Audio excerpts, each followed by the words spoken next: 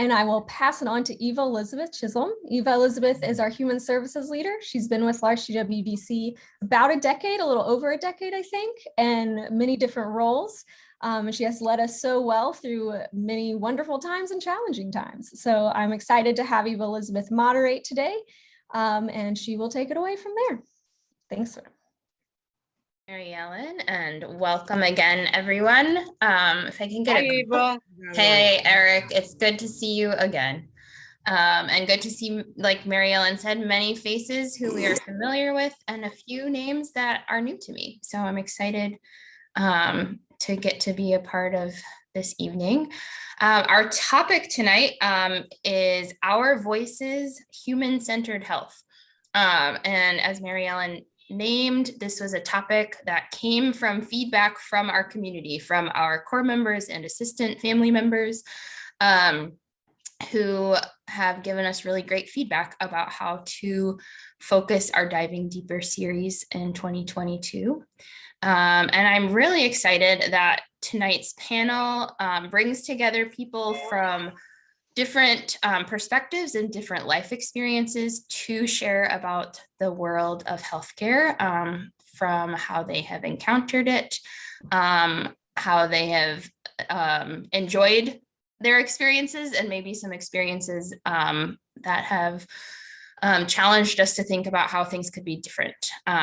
So on our panel this evening are Charles Clark, who has been a core family member at L'Arche Greater Washington, D.C. for the last 11 years.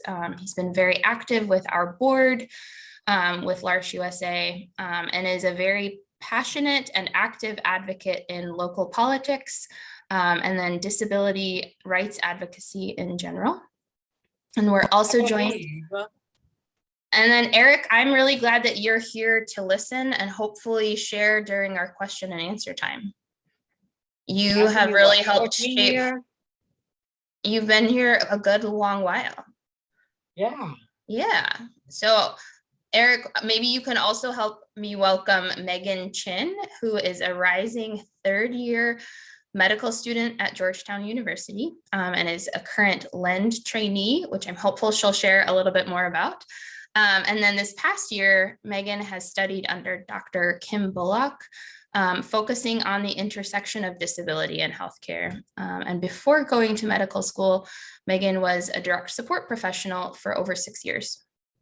And then our last panelist is Dr. Constance Battle, who many of you will recognize as a longtime friend of our community, a member of our board of directors from January of 2008 until 2021. Including time as a board president and vice president. So before we start with our questions, I would invite each of our panelists to maybe share a little bit more about yourselves. And Charles, why don't we start with you? Okay. Charles Clark, L'Arche representative for the USA. Thank you, Charles. Anything else you want to share about? L'Arche Greater Washington, D.C. and board, and also Portland, Oregon board in Portland, Oregon. Great. Thank you, Charles. And then maybe Meghan, would you like to share a little bit more about yourselves as we begin? Yeah. Hi, everyone. My name is Meghan Chin. Hi, as I mentioned before, I am going into my third year of medical school at Georgetown University. So that means that I have completed a lot of my coursework, and now I'm going to be going into the clinic and learning hands-on. As was mentioned before, right now I work with Dr. Kim Bullock, who is a family medicine physician at Georgetown. We are part of the community health division, which is part of the Department of Family Medicine. And a lot of the work that we do focuses around healthcare and people with disability, and really learning about the experiences that people who have a disability have, particularly during the COVID-19 pandemic. So I'm really excited to be here with you all and share my perspective as someone who was a direct support professional before going to medical school. So I have worked in the field beforehand, and now as someone who is currently training to become a physician and to help you learn about how disability is addressed in the medical school curriculum and in training. And also I'm a LEND Fellow, which has a long title. It stands for Leadership Education in Neurodevelopmental Disabilities. It is a fellowship for many different healthcare professionals, trainees, to learn more about how we can ensure high levels of care for people with disabilities. So that's me. Thank you, guys. And then Constance, if you wanted to share a little bit about your experience and a little bit more of an introduction. Hello, everybody. I see a lot of old friends here that I haven't seen in a while. And I see new friends too. I look forward to meeting the new ones. I'm here tonight with wearing two hats, although you don't see any hats on my head right now. But one hat is I'm here as a mother of a person with a developmental disability. And then the other hat that I wear is a pediatrician who spent my entire life working with persons with disabilities. Right after residency, I went into the Center for Craniofacial Anomalies, and then I went to Hospital for Sick Children in Northeast and worked with those kids and persons for a long time, 26 years. And I forgot to mention that I was on the board with Charles. And are you still on the board, Charles? Oh, yeah. Okay, well, I retired from the board, but it was fun to be on the board with Charles. And I look forward to this discussion with everybody tonight. Yeah. Thank you, Constance. Yeah, so I'm going to start us off by asking our panelists a few questions, and then we will have a time for audience Q&A. So as folks are sharing, please feel free to just start thinking about questions that you may want to ask all of them or one of them in particular. But the first question, when we think about the topic of human-centered health, Charles, I wonder if you could start us off by sharing why this topic is important to you. It's important that people with disabilities have fair representation for both from doctors and nurses, and because if they don't, patients don't get like the sufficient medicines they need to get well, you know. And I want them to be treated right. Here's a case in point. I was in the hospital, and one of the male nurses was rough and tough, and I tried to get like on that. He grabbed it out of my hand, and I called for the manager of the hospital. And well, from a complaint, they want to charge me $22,000 for that stay. I said, if they don't show up, I'm going to sue them. And I would. I get Carol Woman, who's a lawyer and president of the board. She'd get them and go after me, and I'd get the money. So it sounds like you have maybe had some experiences that have been really challenging in healthcare. Challenging, yeah. Yeah. And I think earlier you talked a little bit about how advocacy has been really important for you. That's so, right. Yeah. Thanks, Charles. Megan, maybe you could answer that same question. Yeah, sure. So as I mentioned before coming to medical school, I worked as a DSP, direct support professional, for adults with intellectual and developmental disabilities for over 6 years. And during that time, I really got to know and care for a lot of the people that I supported daily. I would go to things like doctor's appointments, physical therapy, and I really got to see how differently, unfortunately, sometimes the people that I supported and cared about were treated from versus myself going to those doctor's appointments. And so that was something that really struck me at the time. And through that job, I was really inspired to end up in medicine and go to medicine.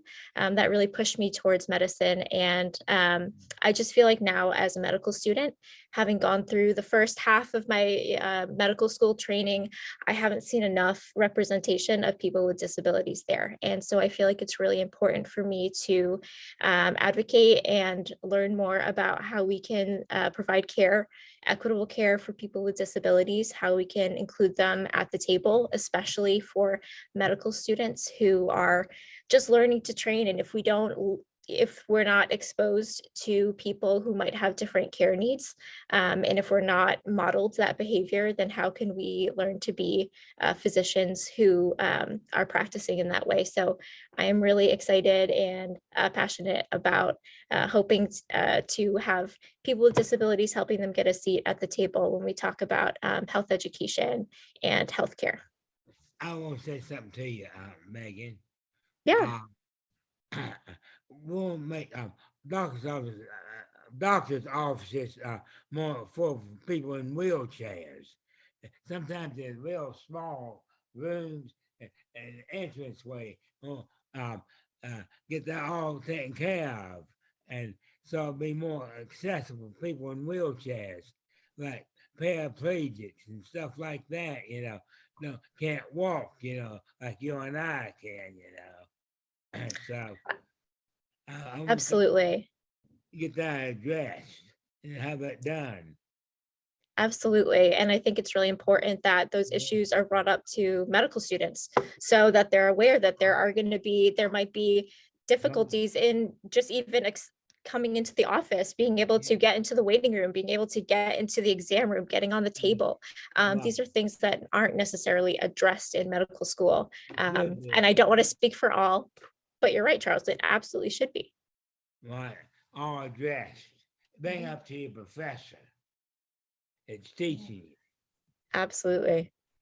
Thank you, Megan and Charles, for highlighting accessibility and education. I think one of the things that we have been really thinking about as a community is how to reach people at various stages of their professional journeys, particularly in healthcare. And so we get really excited. I think I can speak for some of us, but we get excited when students are saying this is a priority from the get-go.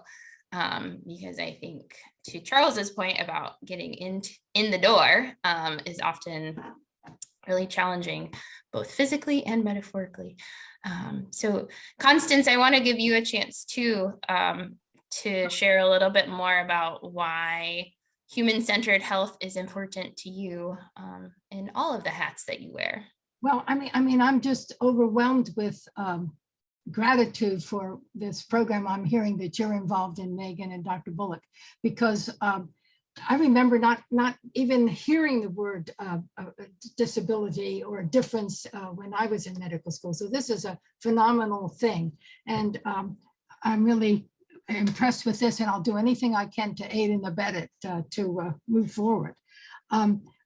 Charles, you mentioned the things that are different for me as a person when I go to any medical meeting with a medical encounter, let's say that, with my daughter, and I can't get into the room, as you say, with the wheelchair, or it takes me a little longer to get from the van to the appointment room. Or what about bathrooming? What about getting a snack if the encounter is going to be long all day? All those things are challenging. And I think in that video that you prepared, Megan, and with Eva Elizabeth, the thing is so simple, where you try to ask somebody to quantify their pain. Is it a 10? Is it really bad? Or is it just a little bit of a pain? And then they'll have a different variations of a smiley face.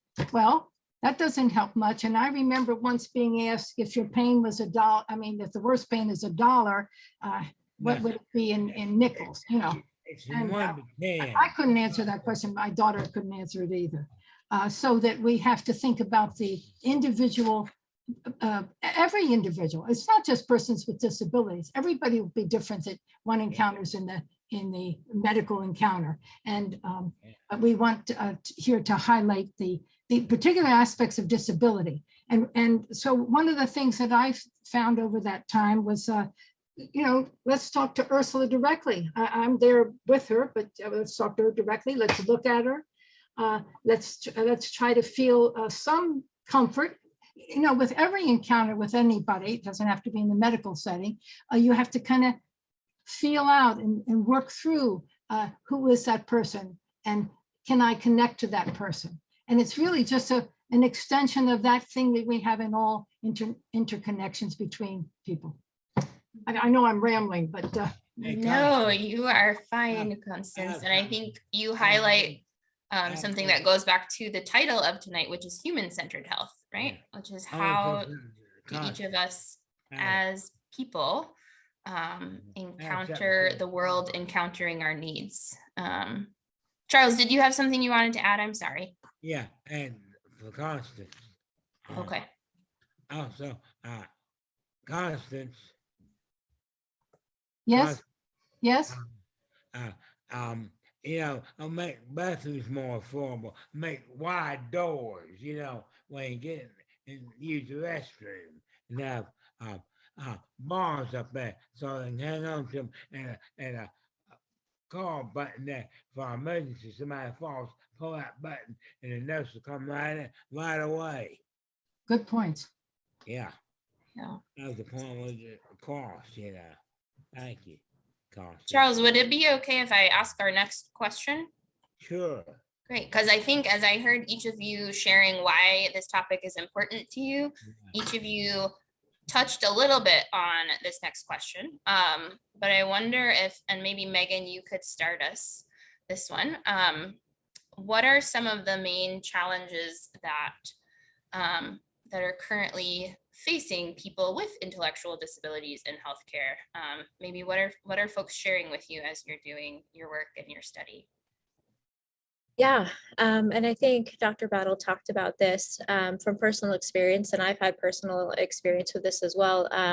In supporting people with intellectual disability is just having a physician or a healthcare provider who looks at you, who addresses you, who listens to your questions, who believes you the first time when you say something, who knows how to communicate in the way that makes you feel most comfortable, who is sensitive to your needs.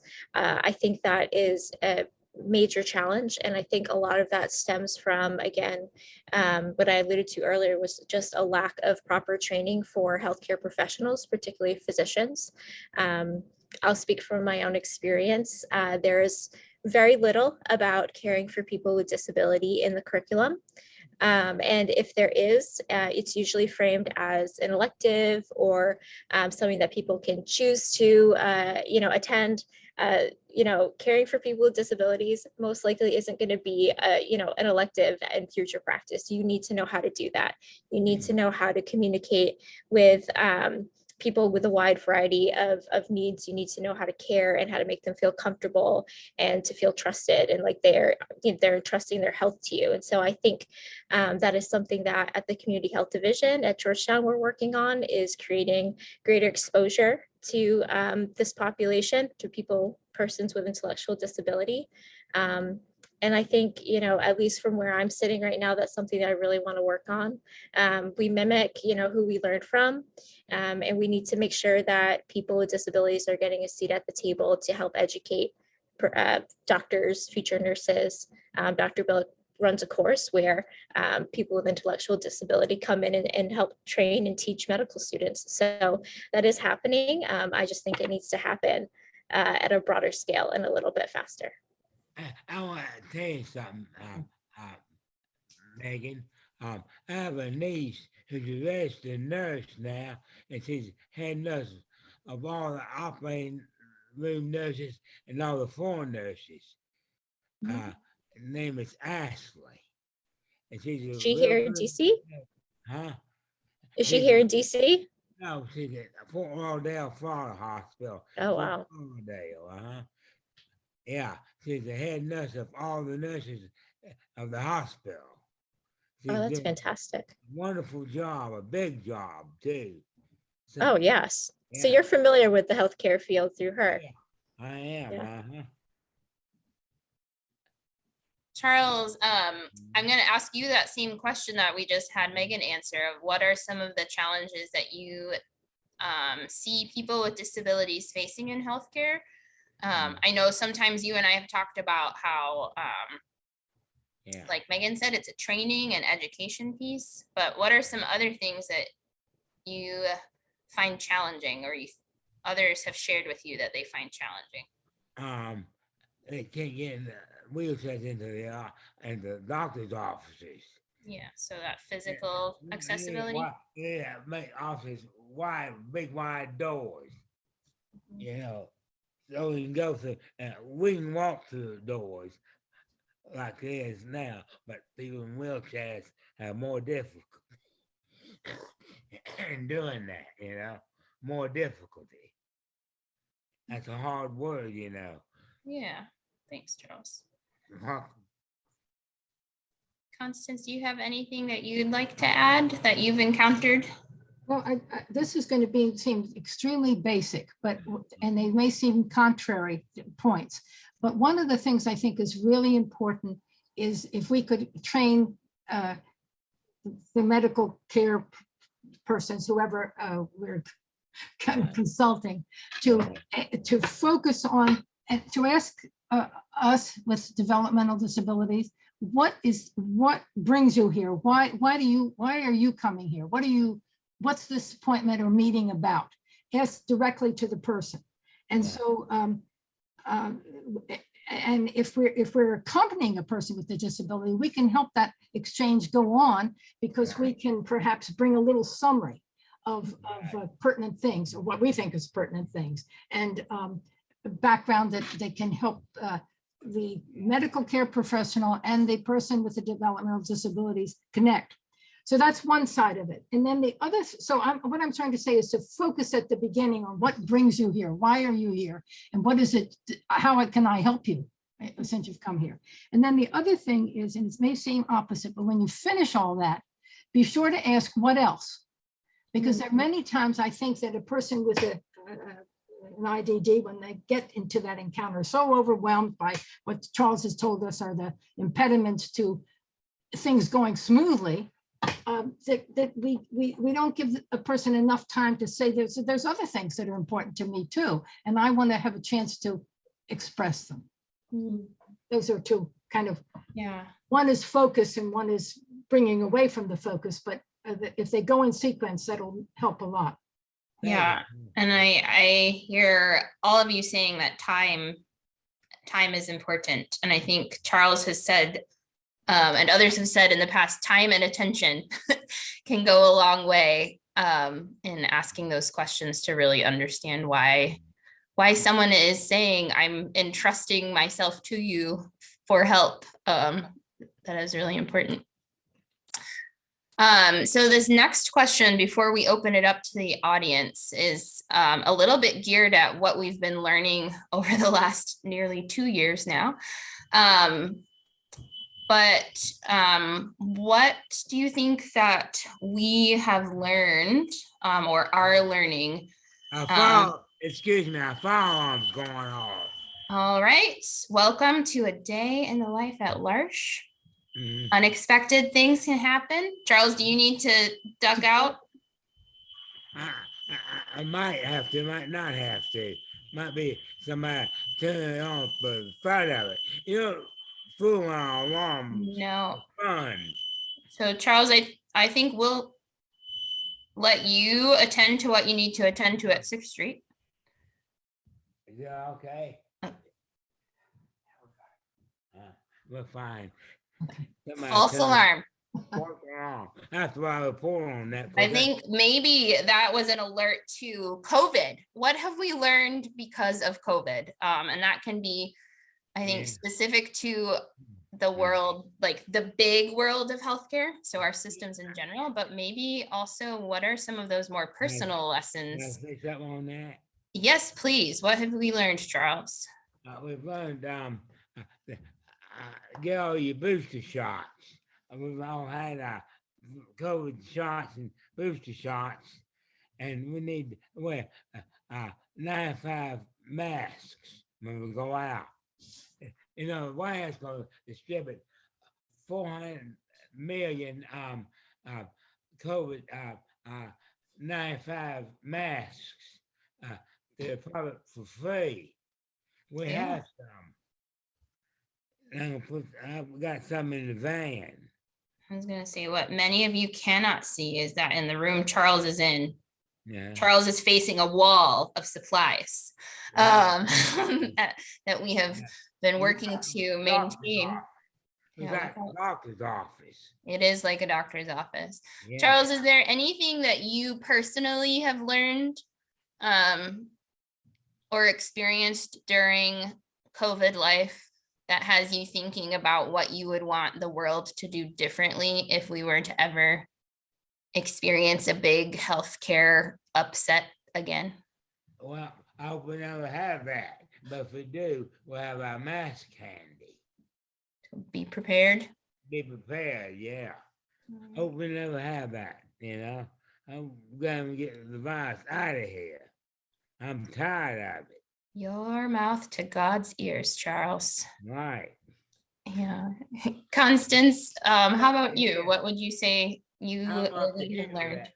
All right, COVID. I had a personal experience last Sunday, and it shook me up. And I'm going to call it the story of two masks. And I don't have a mask around where I am right now, but you know the masks, the K95 masks that we're supposed to be wearing, and then the mask that we're putting on, all of us, as we have to go through the same thing every day, assuming that we're not faced with serious health crises. But still, we've been isolated, we've been confined, we've had so much repetition. And on one hand, we say, well, we should really be grateful that this is going so well, that we haven't gotten sick, we haven't died, and so forth. But I'm grateful for that too, Constance. say that again. I'm grateful. Me too. And we know that we have to be grateful, don't we? I mean, because we're okay. But I was on a Zoom meeting. How many Zoom meetings have each one of us been today on? So I was on a Zoom meeting and everybody was commenting to one another. It was a group of persons with disabilities. And they were saying, well, how's it going? Just like you asked us right now. And everybody was saying, it's going okay, it's going okay. And one person asked the question, how do you really feel? And my daughter Ursa burst out into crying. It was almost embarrassing. It was such an outpouring of grief. And I hadn't seen that in her, you know, as we go through each day, the sameness of each day. So I think that that was something that I learned about. We have to put on a brave face. We have to put on one mask for the infection, one mask for coping day to day, and then one mask for how, maybe even to ourselves. Yeah, use 95s now. Mm-hmm. The good ones. Thank you for sharing that, Constance. It's a really helpful image to sit with, I think, for all of us as we approach 2 years of a life turned upside down. Maybe when we so turn right side up and this year for the years out. Charles, I think your persistent hope has carried a great many of us through the Right. last couple of years. So, and all that has changed, that is one thing that has not, and I am very grateful for that. I want to tell you something on this. Garrett's mom's been tested positive for COVID. Let's thank you for letting us know. I want to give Megan a chance for you to share maybe some of what you're learning, both as a student and as someone just navigating this time together. And then, like I said, those of you who maybe have questions, get ready to share them. Right.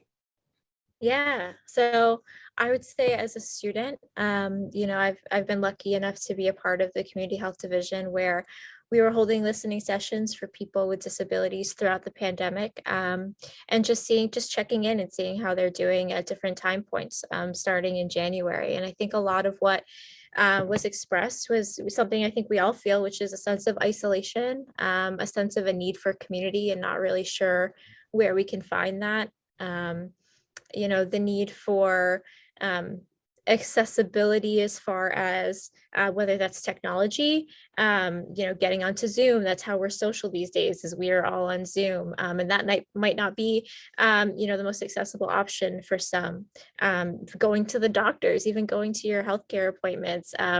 There's quite a difference between a telehealth appointment versus going in person. Also, kind of just the need for information. Where are people getting their information? Is that information accessible? Is that information accurate? And do they have access to someone who, like Dr. Bullock, who might be able to answer their questions and kind of ease some of the concern around the virus? So I think a lot of that was expressed, and it's very similar to how everybody feels. Personally, it's been quite an adjustment to be a medical student who is doing things very hands-on, and then all of a sudden, moving that all virtually.